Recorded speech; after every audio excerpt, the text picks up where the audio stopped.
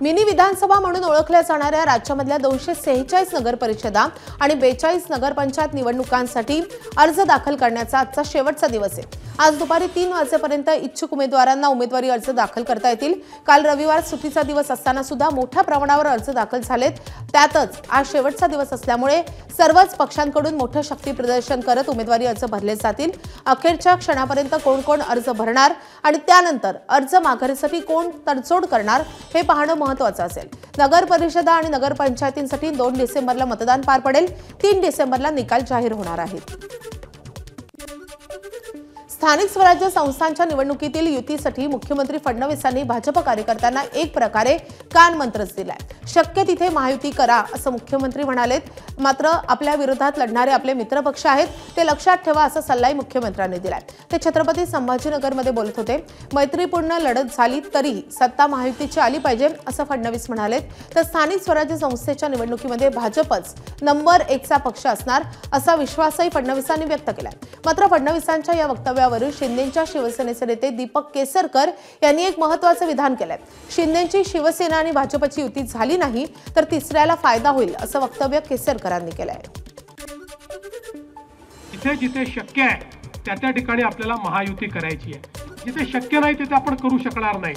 पण एवढं मात्र लक्षात ठेवायचं आहे की एखाद्या ठिकाणी आपली महायुती जरी झाली नाही तरी आपल्या समोर लढणारे पक्ष आपले मित्र पक्ष आहेत, ते आपले शत्रू नाही आहेत। या ठिकाणी स्थानिक स्वराज्य संस्था आहे, त्या संस्थेमध्ये जो कोणी सत्तेवर येईल तो महायुतीचाच असला पाहिजे अशा प्रकारचा प्रयत्न आपण करू। आणि अर्थातच या सगळ्या प्रयत्नामध्ये पुन्हा एकदा तुमच्यामुळे, तुमच्या आशीर्वादाने, तुमच्या मेहनतीनं भाजपच नंबर 1 चा पक्ष असेल हा विश्वास या निमित्ताने व्यक्त करतो। शेवटी असं आहे की आम्हाला सगळे अर्ज भरून ठेवायलाच लागतील। युतीची जरी बोलणी चालू होती तरी अजून ही बोलणी योग्य त्या दिशेने चालू नाहीत की अजून ती प्रत्यक्ष सुरू झालेली नाही आहे। त्याच्यामुळे सर्वच्या सर्व उमेदवारी अर्ज आम्ही दाखल केलेले आहेत आणि युती नाही झाली तर मैत्रीपूर्ण लढत आम्ही करू। युतीची तयारी सुरुवातीपासून दाखवलेली होती आणि ती युती व्हावी अशीच आमची इच्छा होती। परंतु जर भाजपकडून तसा प्रस्ताव आला नाही किंवा आमचा प्रस्ताव त्यांनी स्वीकारला नाही तर मग आमचा सुद्धा नाईलाज होतो आणि त्याच्यामुळे याचा फायदा तिसऱ्यांना होणार नाही। याच्यासाठी आम्ही निश्चितपणे काळजी घेऊ आणि आम्ही ताकदीने निवडणुका लढू आणि त्या जिंकू।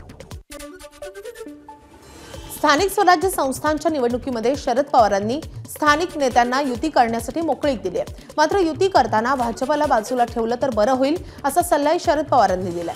काल पवारांनी पदाधिकाऱ्यांना युतीसाठी मोकळीक दिल्यामुळे पवारांचे राष्ट्रवादी भाजपसोबत युती करणार का अशी चर्चा सुरू झालेली होती। त्यावर शरद पवारांनी स्वतः स्पष्टीकरण देत पदाधिकाऱ्यांना हा सल्ला दिलाय।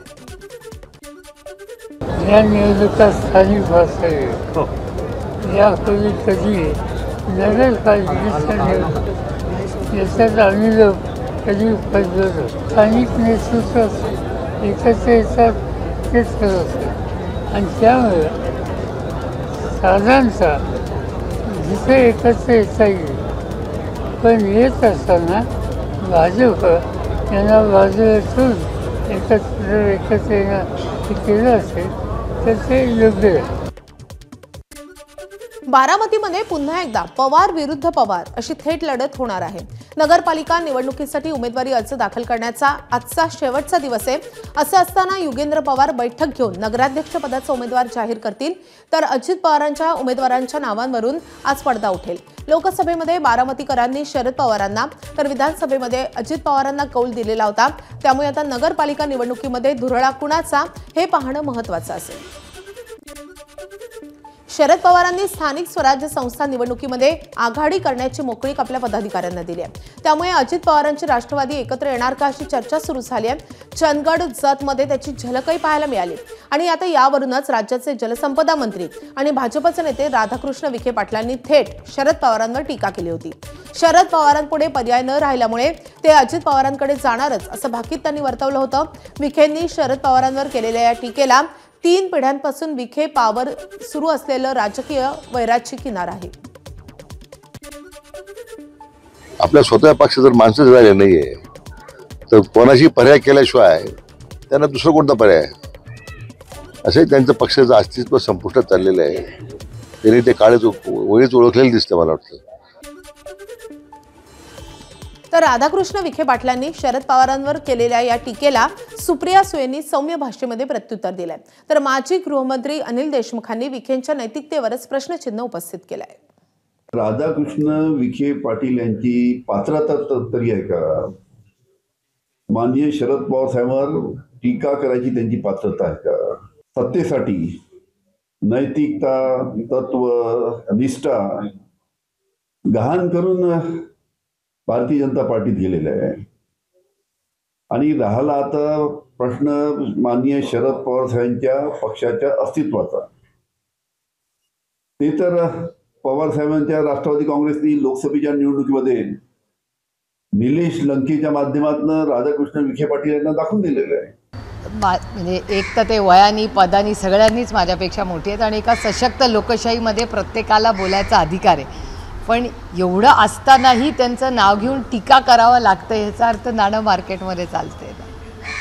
जर एवढंच नसतं तर बोलले पण कशाला असते. बारामतीमध्ये राष्ट्रवादीचे जिल्हाध्यक्ष प्रदीप गारटकर हे पक्षाचा राजीनामा घेऊन स्थानिक आघाडीमधून नगराध्यक्ष पदाचा अर्ज दाखल करतायत. इंदापूरमध्ये राष्ट्रवादी विरुद्ध स्थानिक आघाडी अशी लढत पाहायला मिळेल. नाशिकच्या सिन्नरमध्ये मंत्री माणिकराव कोकाट यांना धक्का मिळालाय. अजित पवारांच्या राष्ट्रवादीचे माजी उपनगराध्यक्ष आणि कोकाटेंचे खंदे समर्थक नामदेवराव लोंढेंनी शिंदेच्या शिवसेनेमध्ये प्रवेश केलाय. पक्षप्रवेश करता शिवसेनेकडून त्यांना नगराध्यक्ष पदाचा एबी फॉर्म देण्यात आलाय आणि त्यामुळे भगूर नंतर सिन्नरमध्ये शिंदेची सेना स्वबळावर लढणार आहे. उपमुख्यमंत्री एकनाथ शिंदेसोबत फोनवर बोलणं करून देत उपनेते विजय करंजकर आणि माजी खासदार हेमंत गोडसेंच्या उपस्थितीमध्ये हा पक्षप्रवेश सोहळा पार पडलाय. माजी नगराध्यक्ष हरिचंद्र लोंढे एक राजकीय वारसा असणारे व्यक्तिमत्व आणि त्यांचेच पुतणे नामदेवराव लोंढे या ठिकाणी शिवसेनेचं धनुष्यबाण घेऊन नगराध्यक्ष पदासाठी हे उभे राहणार आहेत. आणि आमचे माजी नगरसेवक आहे किरण लोणारी आहे, कैलास झगडे आहे, नामदेवराव पण माजी उपनगराध्यक्ष राहिलेले आहेत आणि बरीचशी टीम आहे. हे टीमवर्क आहेच, त्याच्याबरोबर आमचे शिवसैनिक सगळे ते कामाला भिडतील आणि निश्चितपणे शिवसेना 2.5 आहे का 100 आहे हे त्या ठिकाणी दाखवून देतील. नामदेवराव लोंढे यांचं एक राजकीय वारसा आहे.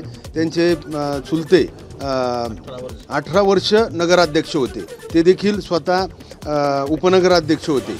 आज त्यांच्यासोबत 5-6 नगरसेवकांनी देखील या ठिकाणी प्रवेश केला आहे आणि मला असं वाटतं का निश्चित त्यांचं काम अतिशय उत्कृष्ट आहे आणि निश्चित त्या येणाऱ्या सिन्नर नगरपालिकेच्या निवडणुकीमध्ये ते चांगल्या मताधिक्याने निवडून येतील आणि आमचा शिवसेनेचा भगवा सिन्नर नगरपालिकेवरती फडकेल. कोल्हापूर जिल्ह्यामधल्या कागल नगरपालिकेची निवडणूक अतिशय रंगतदार होती आहे, कारण या ठिकाणी हसन मुश्रीफ यांच्या विरोधात माजी खासदार संजय मंडलिक आणि समरजितसिंह घाटगे एकत्र आले. आज उमेदवारी अर्ज भरण्याचा शेवटचा दिवस आहे. जत नगर परिषदेच्या निवडणुकीमध्ये भाजपकडून डॉक्टर रवींद्र आरळी यांना नगराध्यक्ष पदाची उमेदवारी जाहीर झाली आहे. डॉक्टर आरळी आज सकाळी 11 वाजता आमदार गोपीचंद पडळकर यांच्या उपस्थितीमध्ये अर्ज भरतील. यावेळी भव्य प्रचार सभाही पडळकरांची होत आहे. सांगलीमधल्या आष्टा नगरपरिषद निवडणूक महायुती एकत्र लढतीये. अजित पवार यांच्या राष्ट्रवादीचे प्रवीण उर्फ सतीश बाळासू माने यांचा अधिकृत उमेदवार म्हणून अर्ज महायुतीकडून दाखल झालाय. महायुतीकडून आष्टा शहराच्या विकासासाठी अनेक संकल्पना आखल्या गेल्या आहेत. पालघर जिल्ह्यामध्ये शिंदेची शिवसेना आणि भाजपमध्ये थेट लढत होतीये. पालघर, डहाणू आणि जव्हारमध्ये भाजप विरोधात सर्व पक्ष एकवटल्याचे दिसून येते. भाजप विरोधात दोन्ही राष्ट्रवादी, दोन्ही शिवसेना आणि सीपीएम हे पक्ष एकत्र आले. तर वाडा नगरपंचायतीमध्ये सुद्धा भाजप विरुद्ध शिवसेना अशी लढत होतीये. या सर्व नगरपरिषदा आणि नगरपंचायतींमध्ये भाजपनं शक्ती प्रदर्शन करत नगराध्यक्षासह सर्व उमेदवारांचे उमेदवारी अर्ज दाखल केलेत. तर आज शिवसेना आणि इतर मित्रपक्ष अर्ज दाखल करतील.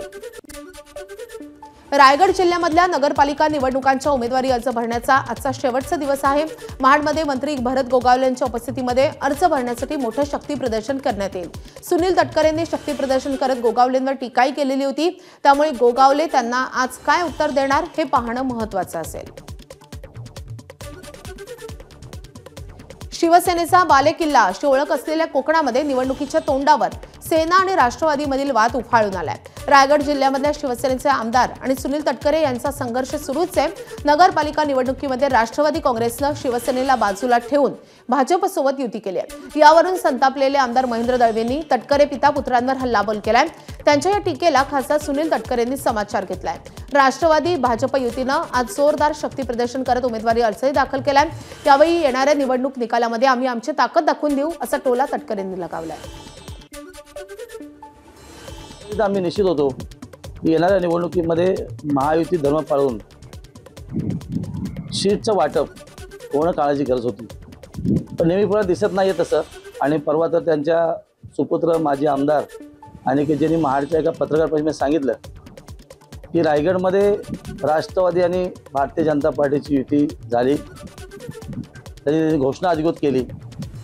जरी त्यांनी बालिश बुद्धीने घोषणा केली असेल तर त्याच्या पार्टी मागे तटकरे साहेबांचंच हे विचार आहेत असं नक्की आम्ही जाणून चाललो आणि त्यानंतर आम्ही आमची विचारधारा बदलली। शिवसेना सुद्धा महायुतीतला एक घटक पक्ष आहे, पण त्यांनी केलेली वक्तव्य किंवा काल सुद्धा फेडला ज्या पद्धतीने अलिबागच्या आमदारांनी केलेली वक्तव्य आहेत ही निंदनीय आहेत।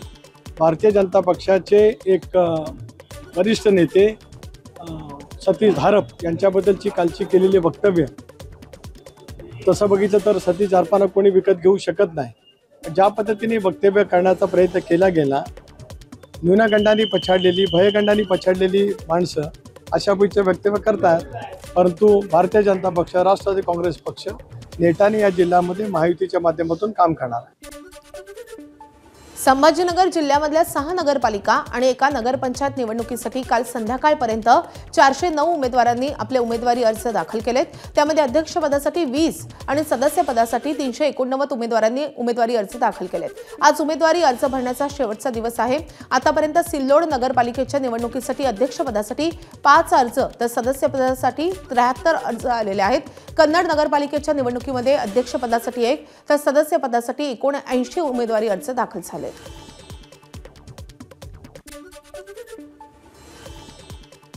तर आता एक मोठी बातमी आहे। मुंबई, नवी मुंबई आणि ठाण्यामधल्या सीएनजी पुरवठ्यावर आज मोठा परिणाम झालाय। आरसीएफ कंपाऊंडमधल्या गेलच्या मुख्य गॅस पाईपलाईनमध्ये बिघाड झाल्यामुळे सीएनजी पुरवठा बंद झालाय। या बिघाडामुळे महानगर गॅस लिमिटेडचा वडाळा येथील एमजीएलच्या सिटी गेट स्टेशनला होणारा गॅस पुरवठा प्रभावित झालाय आणि त्यामुळे सीएनजीवर धावणाऱ्या रिक्षा, टॅक्सी, बस याच्यावरही मोठा परिणाम झालाय। मात्र घरगुती पीएनजी ग्राहकांना सुरळीत गॅस पुरवठा सुरू राहणार असल्याची माहिती महानगर गॅस लिमिटेड कंपनीकडून देण्यात आली आहे। तर वडाळ्यावरून या संदर्भात अधिक अपडेट देण्यासाठी आपले प्रतिनिधी अजय माने आपल्या सोबत आहेत। अजय, काय माहिती आहे? हा सगळा पुरवठा कधी पूर्ववत होणार आहे? माधवी, अद्याप जो बिघाड झालेला आहे तो दुरुस्त झालाय की नाही या संदर्भात महानगर गॅसकडून कोणतेही अधिकृत जसे जे ते स्टेटमेंट आलेलं नाही, पण वाहनांच्या मोठमोठ्या रांगा पेट्रोल पंपावर बंद आहेत। अनेक खासगी पेट्रोल पंपावर सीएनजी पुरवठा खंडित करण्यात आलेला आहे। तर दुसरीकडे मी आता वडाळ्याच्या अनेक डेपोचा जो महानगर गॅस लिमिटेडचा पेट्रोल पंप अधिकृतरित्या आहे त्या ठिकाणाहून आढावा घेते। आपण जर पाहिलं तर मोठी अशी ही रिक्षाची रांग या ठिकाणी लागलेली आपल्याला पाहायला मिळते। म्हणजे अनेक डेपो जवळ हा पेट्रोल पंप आहे आणि प्रियदर्शनीच्या मुख्य रस्त्यापर्यंत या वाहतुकीच्या रांगा गेलेल्या आहेत। दुसऱ्या बाजूला जर पाहिलं तर दुसऱ्या बाजूला सुद्धा टॅक्सीच्या आणि ज्या इतर खाजगी वाहन आहेत त्याच्या सुद्धा रांगा ज्या आहेत त्या या ठिकाणी लागलेल्या पाहायला मिळतात।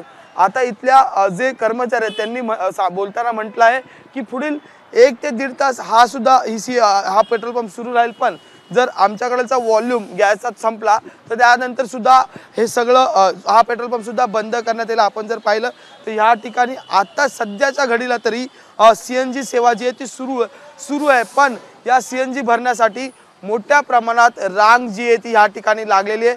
अनेक रिक्षा चालक असतील, टॅक्सी चालक असतील, त्याच्यानंतर खाजगी वाहनं असतील, ती या ठिकाणी रांगेत उभी आहेत आणि मोठी गर्दी जी आहे ती या ठिकाणी पाहायला मिळते। पण इतर जे खाजगी पेट्रोल पंप आहेत त्या ठिकाणी ही संपूर्ण सेवा जी आहे ती खंडित करण्यात आली। त्यामुळे नेमका हा गेलचा बिघाड कधी दुरुस्त केला जाईल, नक्कीच हा बिघाड कधी दुरुस्त होणार याचीच प्रतीक्षा या सगळ्या रिक्षा आणि टॅक्सी चालकांना असणार आहे। अजय, अपडेट घेत राहू सध्या। धन्यवाद या सगळ्या सविस्तर माहितीसाठी।